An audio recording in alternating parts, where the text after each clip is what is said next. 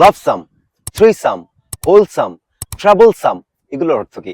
সবগুলো শেষে লক্ষ্য করুন আপনি সাম আছে। এই সামটা হলো সাফিক্স, পেছনে থাকলে সেটাকে বলা হয় সাফিক্স। এই সামটা একটা মিনিং দেয়, ঠিক আছে, যে এটার সাথে সম্পর্কিত একটা মিনিং দেয়। এই সামটা যুক্ত হয়ে যে শব্দটা গঠিত হয় সেটা বেশিরভাগ সময় অ্যাডজেক্টিভ হয়। যেমন লাভসাম মানে কি?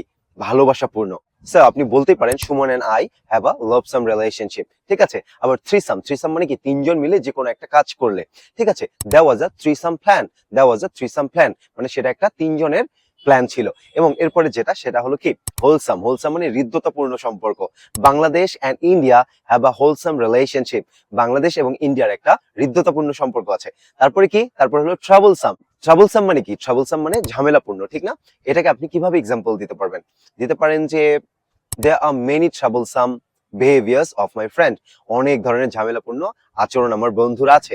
সো এই ধরনের ভিডিও পেতে অবশ্যই ফলো করুন।